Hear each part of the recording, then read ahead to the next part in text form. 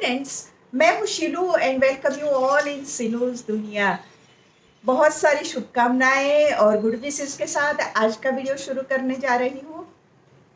आजकल अब दिवाली का समय नज़दीक आने लगा है और हमें लगता है कि बहुत सारे काम अभी करने बाकी हैं, घर की सफाई चल रही है और ये बहुत इम्पोर्टेंट काम होते हैं जब हम त्योहारों के टाइम पे अपने घर को क्लीन करते हैं, सजाते हैं, तभी वो वाइब्स आती है हमारे अंदर कि अब त्योहार शुरू हो रहे हैं। तो उसके लिए जब हम घर की सफाई करते हैं तो वो उस टाइम पे हमें थोड़ा डिक्लटरिंग भी करना चाहिए और वो क्यों ज़रूरी है, उसके बारे में हम आज बात करते हैं। सो फ्रेंड्स, अगर आप घर की सफाई शुरू करने जा रहे हैं, तो 1 मिनट के लिए ठहरिए और सोचिए कि आपके घर में जो सामान है, वो सामान का आप कितना यूज़ करती है, कौन-सा सामान कितना आपके लिए इम्पोर्टेंट है। कई सामान आप ऐसा आपको नज़र आएगा कि जो सालों से ऐसे ही आप क्लीन करते हो, रख देते हो, क्लीन करते हो, रख देते हो, पर उसका यूज़ कुछ भी नहीं होता। तो ऐसे बहुत सारी चीज़ें होती हैं, जिसे हम अननेसेसरी अपने घर में जगह रोकने के लिए रख देते हैं। यानी अलमारियाँ भरी पड़ी हुई होती हैं या फिर रैक्स भरे हुए पड़े रहते हैं। फर्नीचर में भी कोई चीज़ ऐसी है कि जो हम यूज़ ही नहीं करते, फिर भी वहीं के वहीं पड़ी हुई होती है। तो ये सब जो चीज़ें होती हैं ना, वो एक नेगेटिव एनर्जी पैदा करती है। तो नेगेटिविटी को निकालना ये तो दिवाली पर्व का सबसे बड़ा महत्व है, क्योंकि दिए हम उसी लिए जलाते हैं कि हमारे जीवन में, हमारे घर में वो रोशनी फैले, और रोशनी फैलानी है तो हमें नेगेटिविटी को निकालना पड़ेगा। तो वो उसके बारे में बात करते हैं कि किस तरीके से हम वो नेगेटिविटी को निकालें। सो फ्रेंड्स, डीक्लटरिंग क्यों करना चाहिए? क्योंकि उसका सबसे पहला रीज़न है कि घर में और हमारे मन में पॉजिटिविटी आती है, हमें शांति फ़ील होती है। फिर दूसरी बात ये है कि नई खुशियों के लिए हमारे घर में जगह बनती है और हमारे मन में भी जगह बनती है, क्योंकि पुरानी वाली टूटी-फूटी या खराब हो गई है वो चीज़ों को हटा देंगे, तो हमें मेंटली पीस फ़ील होगी। अननेसेसरी चीज़ों को हटाने का एक ये भी फ़ायदा है कि हमें टेंशन नहीं लगता। वो काम भी हमें आसान लगने लगता है, क्योंकि हम धीरे-धीरे वो चीज़ें हटा देते हैं ना, तो बहुत ही मेंटल पीस हमें लगती है और काम भी ईज़ी इसलिए हो जाते हैं, क्योंकि जो पुरानी वाली पड़ी हुई टूटी-फूटी चीज़ें हैं ना, उसे फिर साफ़ करो, फिर वहीं रखो, फिर नेक्स्ट ईयर वो ही करते रहो। तो इससे क्या होता है कि हमारी एनर्जी और हमारा समय बहुत बर्बाद होता है और उसका कोई फ़ायदा है नहीं।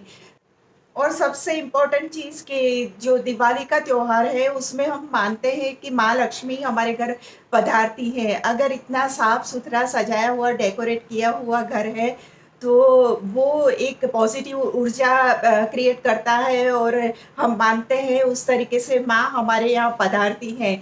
तो ये भी एक धार्मिक तो रीज़न है ही, और सालों से परंपरा से चला आया है कि हम उसी तरीके के से है स्वागत करते हैं माँ लक्ष्मी की। तो अगर ऐसा सुंदर हमारा घर होगा तो माँ ज़रूर पधारेगी वहाँ। सो आज उस हैक्स के बारे में देखते हैं जो हमारे घर को डिक्लटर करते हैं। तो सबसे पहली बात तो ये है कि आप डिसाइड कीजिए, लिस्ट बनाइए। जो पहले मैंने एक वीडियो बनाया है कि दिवाली की सफाई किस तरीके से करें, उसमें आपको मिल जाएगा कि एक लिस्ट बना लीजिए और हर रोज़ का आप डिसाइड कीजिए कि कितना काम आपको करना है। तो आप बहुत अच्छी तरीके से प्लानिंग के साथ काम कर सकोगे। रोज़ एक कमरा आपको साफ़ करना है, उस तरीके से आप डिसाइड करोगे ना, तो बहुत ईज़ी रहेगा। तो जो चीज़ें आपके काम की नहीं है उसे निकाल दीजिए और अच्छी तरीके से उस कमरे की सफाई कीजिए। सबसे ज़्यादा हमारे यहाँ प्रॉब्लम होती है ना, वो कपड़ों के बारे में होती है।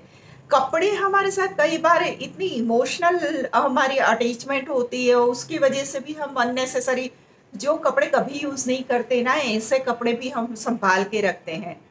और आप सोचिए कि जब आपको कहीं बाहर जाना होता है ना, तो हमेशा यही लगता है, अरे क्या पहनूँगी? मेरे पास ये जगह जाने के लिए बहुत अच्छे कपड़े नहीं हैं। फिर हम कुछ नया खरीदने का सोचते हैं, कुछ नया प्लानिंग करते हैं।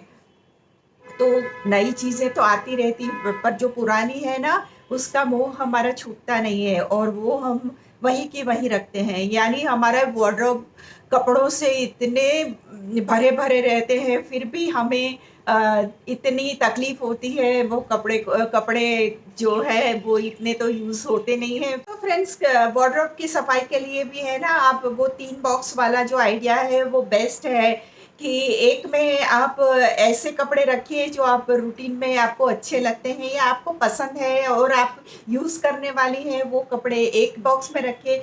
दूसरे में ऐसे रखिए जो आउटडेटेड हो गए हैं या फिटिंग में आपको प्रॉब्लम हो गई है या फिर वो कंडीशन में अच्छे हैं पर आपको अच्छे नहीं लगते, पसंद नहीं है, ऐसे कपड़ों का एक बॉक्स बनाइए। और एक है जो फटे पुराने खराब हो गए हैं, ऐसे कपड़े जिसका कलर खराब हो गया है या फिर कहीं से कुछ, जैसे हम ऑटो में बैठते हैं ना, उस टाइम पे खरोच आ जाती है और फट जाता है, ऐसे कपड़े होते हैं ना, फिर हमें वो पहनने अच्छे नहीं लगते। इस टाइप के जो कपड़े हैं ना फटे पुराने, वो सब कपड़े एक बॉक्स में रखिए। तो 3 बॉक्स हो गए, तो आपके लिए डिसाइड करना बहुत ही ईज़ी रहेगा कि आपको कौन से कपड़े रखने हैं, कौन से डोनेट करने हैं और कौन से कपड़े आपको फेंक देने हैं। तो ये एक बहुत ही अच्छा सिस्टम है। फिर हमारे लिए जो कीमती साड़ियाँ हैं ना, वो जब हमारी शादी होती है या फिर कुछ ऐसे ओकेशन होते हैं, तो बार-बार हम लेते रहते हैं, है ना? तो अब ये साड़ियाँ हमने 2 बार, 4 बार पहन ली, फिर हमें लगता है कि ये तो मैंने बहुत यूज़ कर ली। पर इतनी महँगी साड़ियाँ होती है, पर उसको है ना, थोड़े आइडिया आप लगाओगे ना, तो बहुत ही अच्छी तरीके से आप उसका रीयूज़ करोगे और लोगों को पता भी नहीं चलेगा। आपकी चीज़ का आपको इतना सैटिस्फैक्शन मिलेगा कि कुछ नया आपने उसमें से किया है। जस्ट लाइक जैसे साड़ियाँ होती हैं ना, उसमें आप आजकल जो ब्लाउज़ेज़ के डिज़ाइन होते हैं ना, वो बहुत ही डिफरेंट है और बहुत ही सुंदर होते हैं।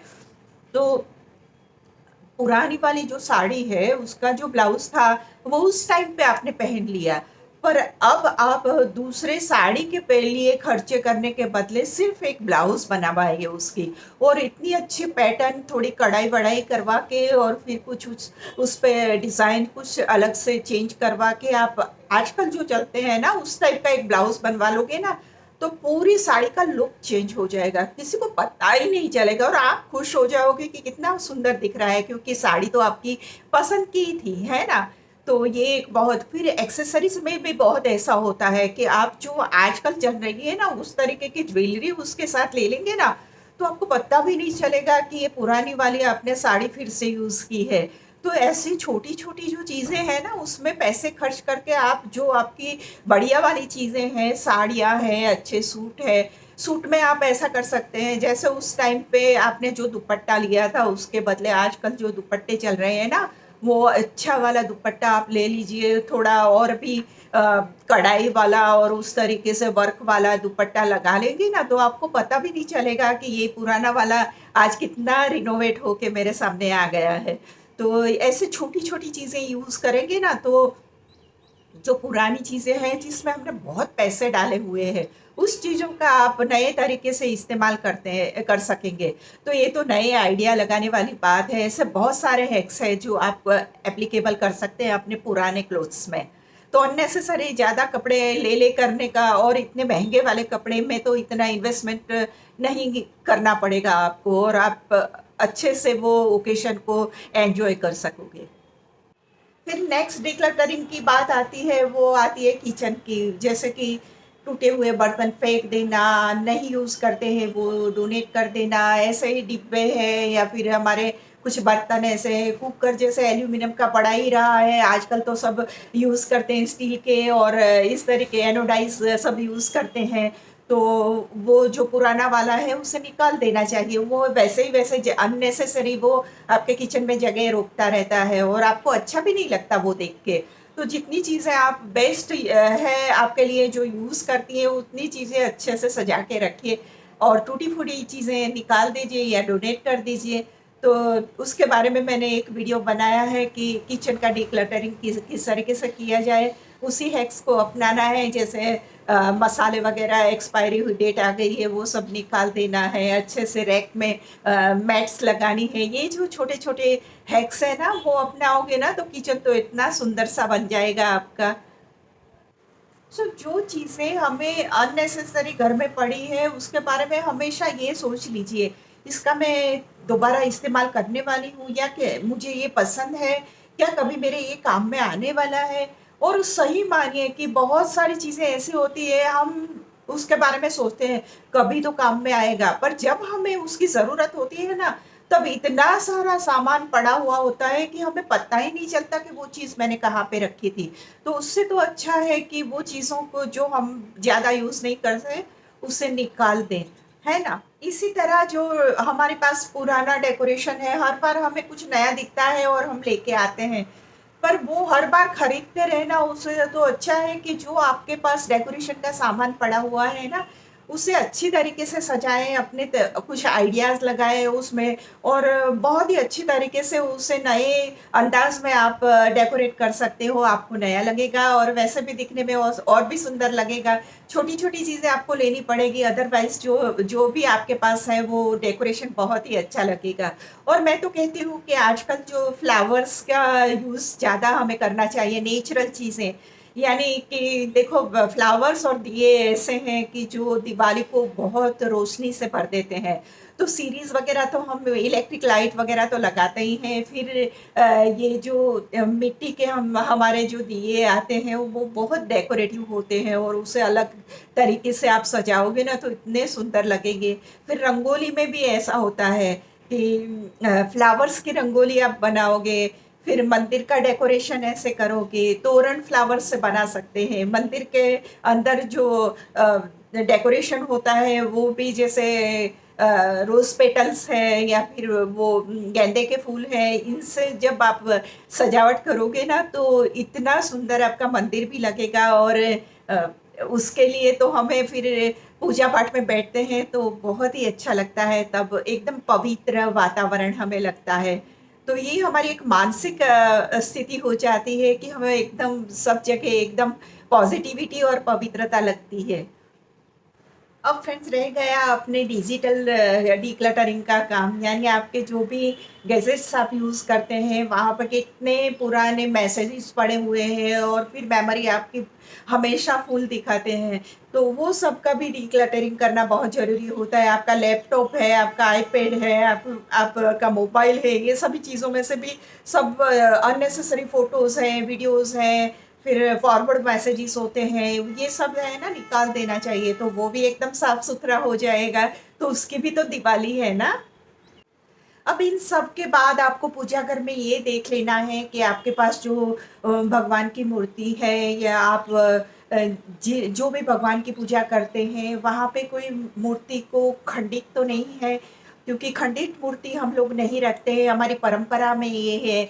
तो अगर ऐसा हुआ है तो उसको प्रॉपरली श्रद्धा के साथ विसर्जन करना चाहिए और भगवान की अच्छी-सी नई मूर्ति लाके आपको पूजा घर में रखनी चाहिए। क्योंकि हम खंडित मूर्तियाँ कभी नहीं रखते भगवान की। तो ये आप बहुत महत्व का काम रहेगा, फिर उनकी जो पूजा की जो सामग्री है, वो सब चीज़ें प्रॉपर से देख लेनी पड़ेगी और जो बर्तन आप यूज़ करते हैं पूजा में, वो सब अच्छे से क्लीन कर लेना पड़ेगा। उसके लिए बहुत सारे चीज़ें मिलती हैं, वो जिस तरीके के आप बर्तन यूज़ करते हैं, उस तरीके से आप वो सॉल्यूशन का यूज़ करके फिर आप अच्छे से उसे क्लीन करके चमका सकते हैं एक। सो इतने अच्छी तरीके से अपने घर को चमकाने के बाद, इतना डिक्लटरिंग करने के बाद घर एकदम सुंदर लगता है और जब फ्रंट डोर की सजावट आप करोगे, रंगोली बनाओगे, तोरण लगाओगे तो वो बहुत ही सुंदर दिखता है। अब जो फ्रंट के साइड पे आप वो गमले रखते हैं जो प्लांट्स के या फिर आप बालकनी में रखते हैं, वो गमलों को भी अच्छी तरीके से आपको जो भी पसंद है उस तरीके से कलर करते हैं तो कलर करना चाहिए या फिर उसे गेरू लगाते हैं तो गेरू का यूज़ करना चाहिए, उसे भी तो नया बनाना चाहिए, तो वो इतना सुंदर दिखता है। और फिर बालकनी में हम जब लाइट्स लगाते हैं ना तो उसकी रौनक इतनी बढ़ जाती है, तो गमले भी हमें छोड़ने नहीं चाहिए, उसे भी अच्छी तरीके से सजाने चाहिए। हो सके तो अच्छे से स्टैंड पे आप रख सकते हैं, उसे कुछ अलग से शेप में रख सकते हैं। ये सब बहुत ही आइडिया लगाने वाली बात होती है और सबके पास वो आइडिया होते हैं। तो गमले भी एक बहुत सुंदर आपको वाइब्स दे सकते हैं त्योहारों की। और इन सब के बाद लास्ट में मैं एक रिक्वेस्ट करना चाहूँगी कि अगर आपके घर में बच्चे हैं और पटाखे वो जलाना पसंद करते हैं, उनको अच्छा लगता है, तो बहुत सावधानियों के साथ उसके साथ आप रहें उस टाइम पे और उसे समझाएँ कि किस तरीके से पटाखे जलाए जाते हैं, या आप उस तरीके से उसे गाइड करें। ये मेरी रिक्वेस्ट रहेगी कि हम अच्छी तरीके से, प्यार से, बहुत ही उत्साह के साथ हमारा जो त्योहार है उसे मनाएँ, पर सावधानियों के साथ। सो फ्रेंड्स, देखा आपने कि दिवाली एक महाउत्सव है, हमारा सबसे बड़ा त्योहार है और हम बहुत आनंद उल्लास से उसे मनाते हैं। तो हमारे घर में बहुत सारी पॉजिटिविटी उससे आती है और नए साल के लिए हम बहुत ही ये श्रद्धा के साथ कदम रखते हैं। तो ये पॉजिटिविटी बढ़ाइए और माँ लक्ष्मी का स्वागत कीजिए। तो आज का वीडियो यहाँ पे ख़त्म करती हूँ। अगर आपको मेरे वीडियोस पसंद है तो प्लीज़ मेरी चैनल को सब्सक्राइब कीजिए, लाइक कीजिए, शेयर कीजिए, और मिलते हैं कुछ अच्छे से नए से आइडियाज़ के साथ जो हमारी लाइफ को और भी बेहतर बनाए। तब तक के लिए बाय बाय।